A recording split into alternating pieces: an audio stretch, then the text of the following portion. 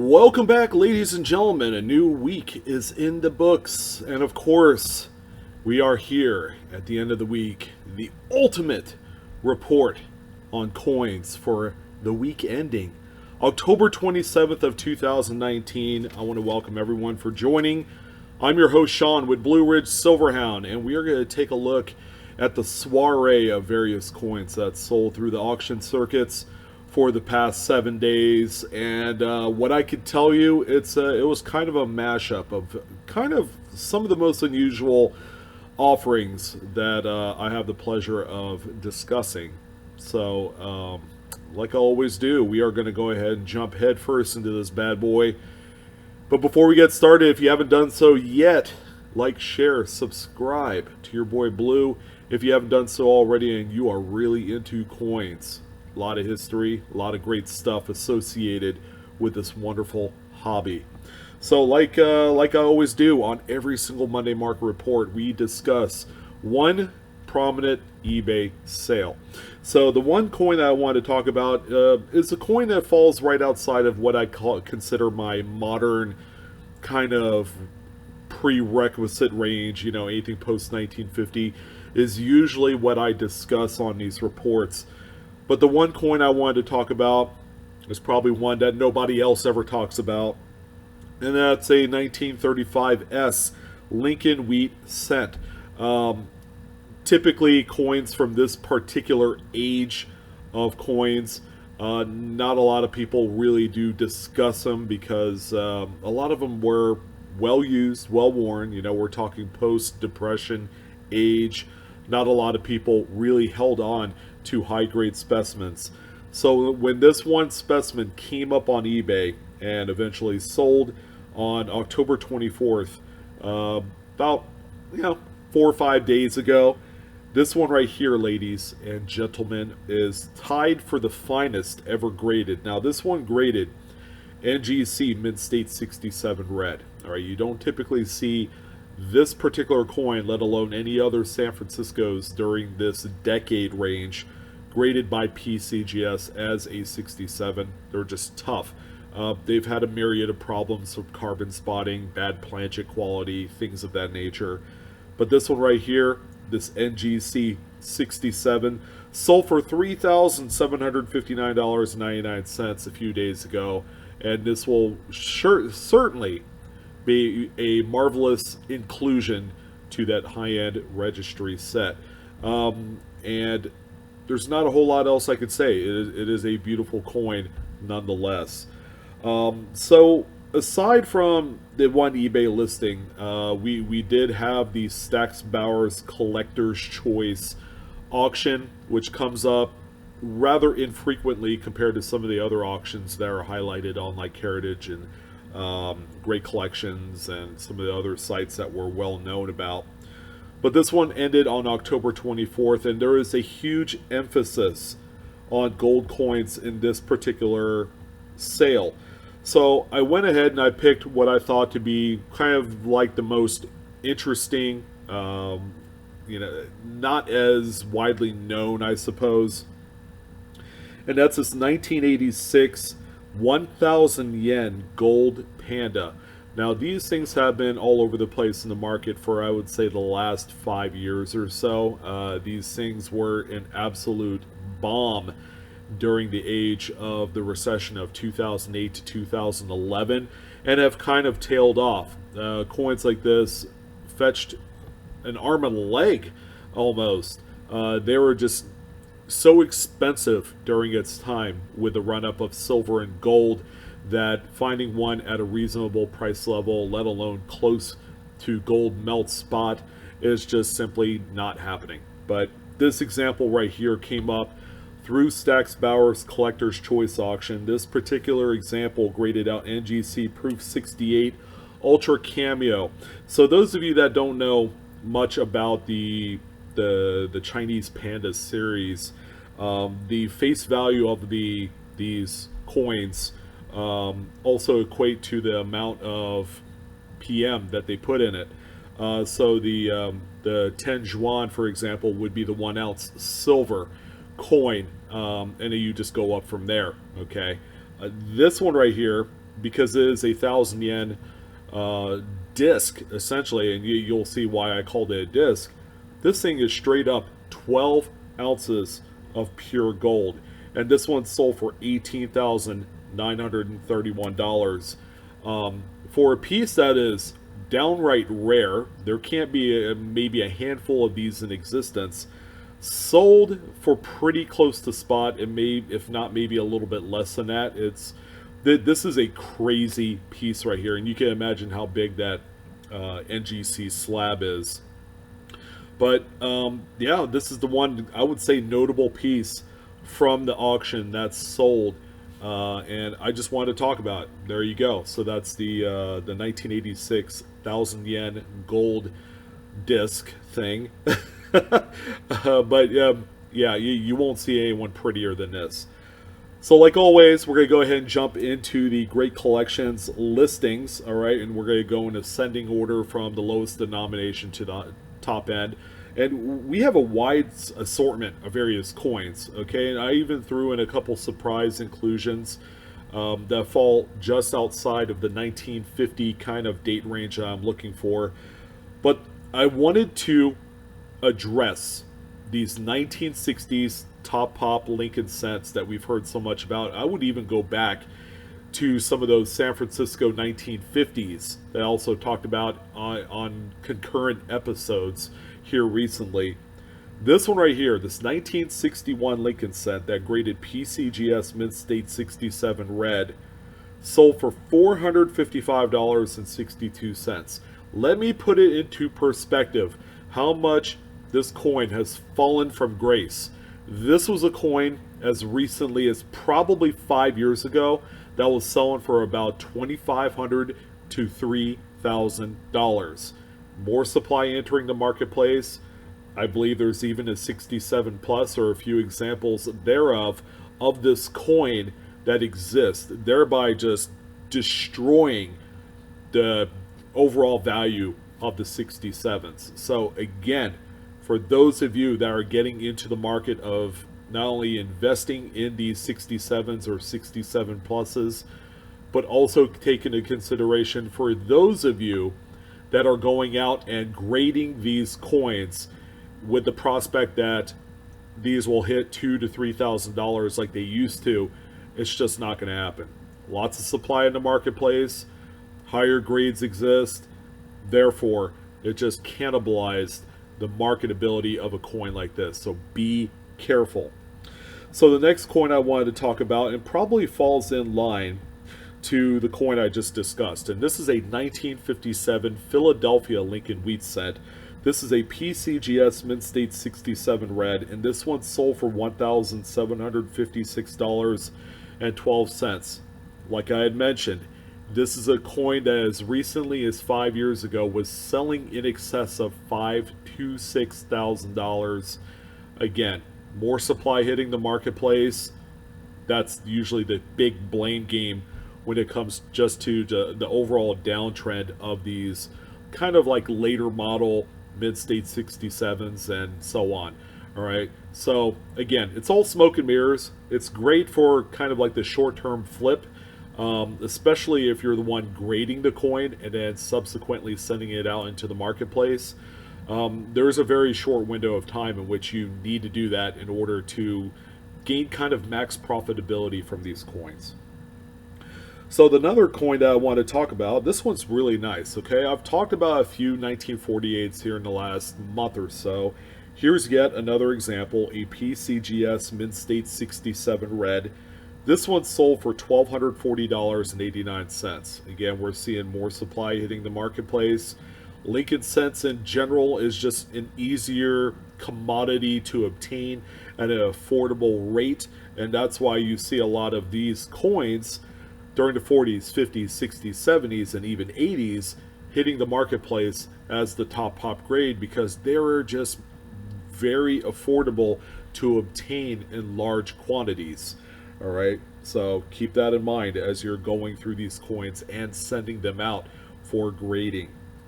We have one more Lincoln cent. Of course, I like talking about a steel cent. So we have a 1943S, kind of a surprise. Here you go for you. This is an NGC Mint State 68. It's also CAC certified.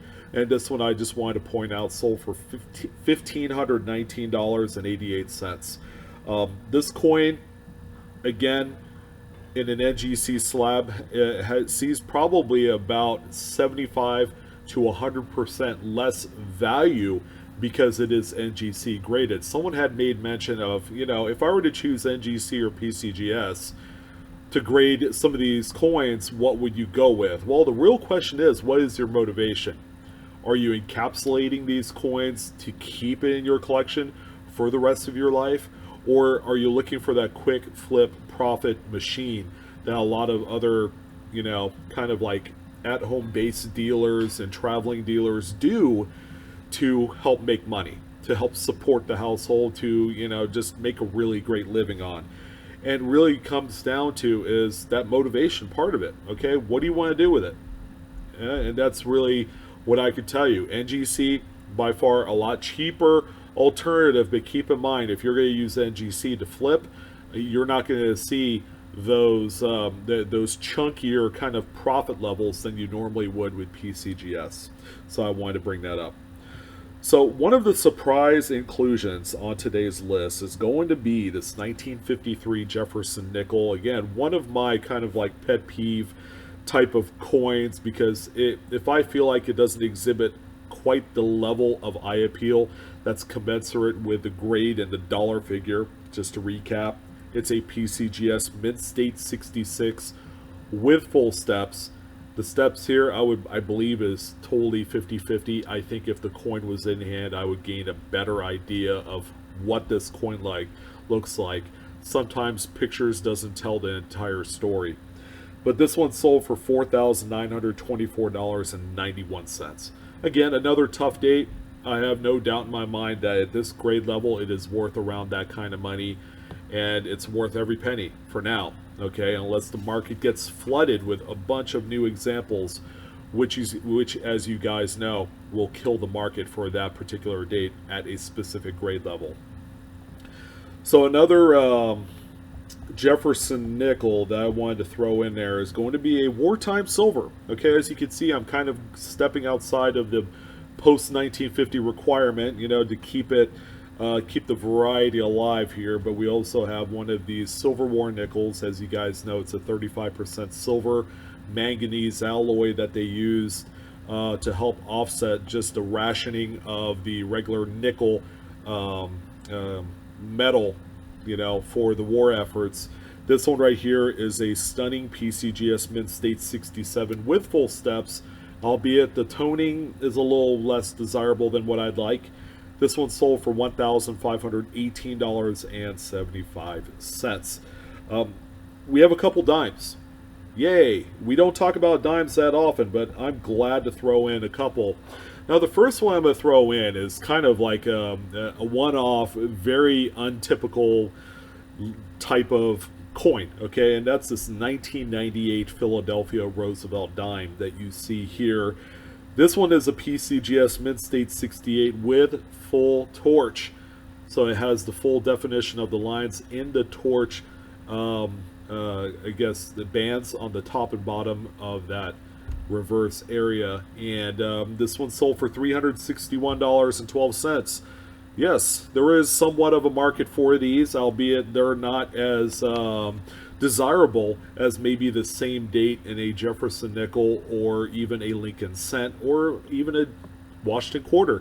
The Washington quarter actually would be worth many thousands of dollars because it is the last date before the U.S. Mint went into the state quarter program direction. So, this also presents another kind of collecting opportunity. You could probably get a Mint State 67 with full bands or full torch for a fraction of this cost. So, yes, it's not the most thrilling series. I feel like it's underrated by a huge margin, but, this is what a coin of this modern ilk sells for. So here's a coin that I just wanted to throw in because it is one of my favorites. This is a lovely coin. It's a 1938 Mercury dime. This one is graded, get this, PCGS Mid-State 68 full bands. Wowzers. Talk about a coin that you don't see at this grade level. Typically, we would associate a Mid-State 68 grade for some of the more modern releases. Very seldom do we see it on one of the most widely known, widely collected classic coin series in the Mercury Dime. But this one sold this evening for $7,080.75. Very beautiful piece, and congratulations to both the seller and the buyer of this coin. This is a stunning example. So we have a couple quarters to discuss. Okay, the first one that we have here is a 1964D Washington quarter. It's the final date of the 90% silver composition. This one's a nice grade. It's a PCGS Mid-State 67 Plus. It features some toning on there, which gives it a nice hint of originality. And this one sold for $1,462.50.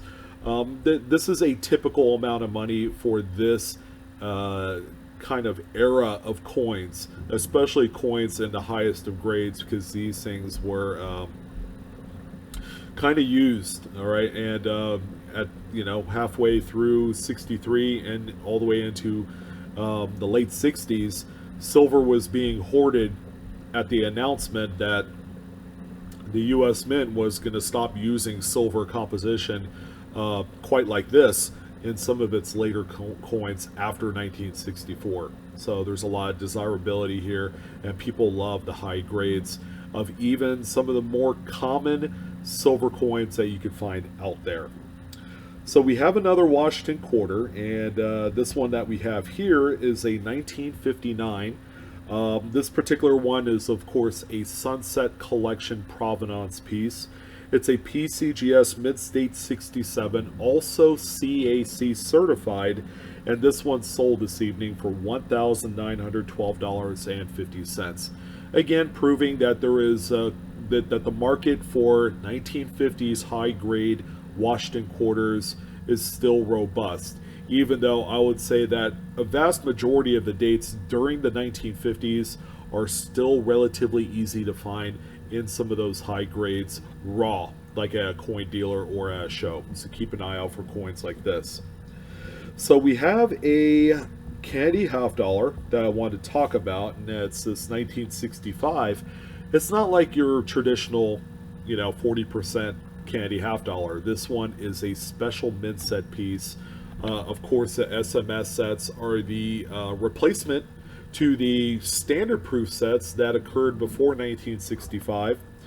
But this one right here is an NGC Mid-State 68 with a cameo. Very rarely do you find a coin series that exhibits a business strike Mid-State grade and mates up to a cameo proof-like designation. You won't find it anywhere else other than these special mint set coins of 65 to 67. But this example right here is a Mid-State 68. Like I had said, it sold for $1,360.12. Pretty nice example here, and the cameo is very apparent. You could see some of that frosting on the devices. All right, so we have another half dollar here. This one is the Franklin half variety. This one again is another Sunset provenance piece. This one is a PCGS Mid-State 67 with full bell line, so it's got that tremendous strike on the reverse. It is also CAC certified and features probably the least desirable toning I've ever seen on a coin. This splotchy grayish toning on here, in my honest opinion, is not the most attractive of color schemes, but it does lend a little bit of originality to the coin, especially during an age where there's a lot of questionability regarding around cleaned coins. Okay, so toning equates to originality, and therefore it's sold for $1,141.88. Pretty nice coin. So we are going to go crazy here with a few coins that you guys would never believe would even make it on the list. But in this case, you better believe that somehow, some way, your boy Blue Ridge is going to fit something atypical in here. The first one that I want to talk about is a 2006 D. It's a Denver minted Sacagawea dollar. This one is a PCGS Mint State 68. It is a top graded coin, you know, as far as the census goes. This one sold for $4,050. Yes, you heard that right.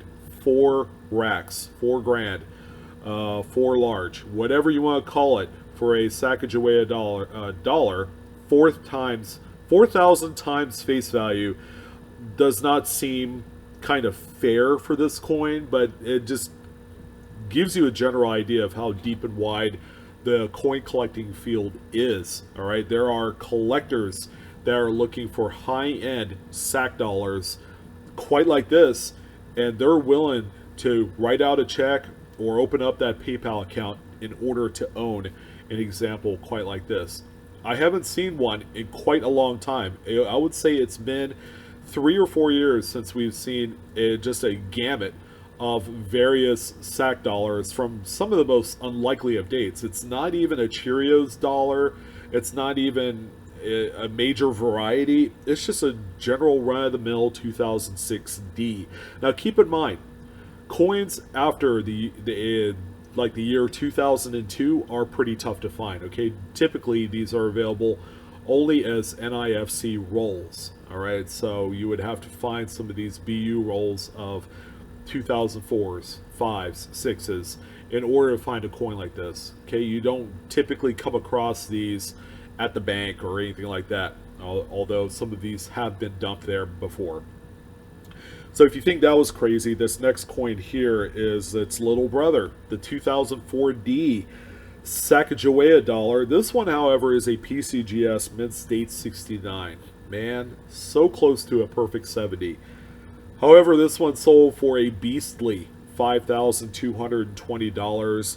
Yes, insert golf clap here. Wow. Again, I thought I've seen everything, but apparently I haven't. This is just another bonkers of a coin. Little did we know that a Sacagawea dollar, one of the most infrequently collected series in U.S. coinage, would ever fetch over 5 grand for a non-variety or non-error. Give it up, guys. Give it up for the Sac dollar. All right, now before we get to the big deal of the week, we have one more coin to talk about, and it's a doozy. Again, I love inserting kind of, jaw droppers in here, and we have a 2000 American Silver Eagle. That's right, it's America's consummate bullion coin. Insert bullion here, and that's why these things were produced as being an investable bullion vehicle. Oh boy. But this one is a PCGS Mint State 70. It's a perfect grade. Some would say, well, how hard can that be? These things were hammered and they were just taken care of and they were white gloved, so they should all be high grade. So why did it sell for $2,756.25? Well, it's just that. It's one of those dates where you don't see Mint State 70s that often. 68s and 69s are the typical. They're par for the course for this particular date. But it just goes to show you, again, Silver Eagle collectors are frantic when it comes to a new introduction into the marketplace of a top pop piece. So this one right here, there you go. Beautiful coin for the bullion stacker / investor collector. And finally, the large deal of the week, okay, was not any one of the coins I talked about, but it was a coin that kind of like touches and tugs on my heartstrings a little bit because I used to buy BU examples of these back in the early 90s of this coin for about $2 a piece. Pretty crazy. It's a very common dated 1954 Washington quarter, okay? And this one right here, however, is a Denver minted example. This is a coin right here that at one point I probably owned maybe a roll and a half worth of this one particular date, and they were all in just magnificent condition. Okay, it's a very, very attainable date to find in high grades. Very rarely would you find a coin that is mid-state in appearance and not see it as lustrous as this one is. So this one is a PCGS Mid-State 67. It features a little bit of original album toning, and it's sold this evening for $4,753.12 on GC, and that is pretty nice, pretty crazy. Little did I think that this coin, commanded this kind of market, but apparently it does. Which goes to show you that, again, the Washington quarter market is just ever burgeoning. I don't see any quit in it right away because it is a popular selling series for those high grades.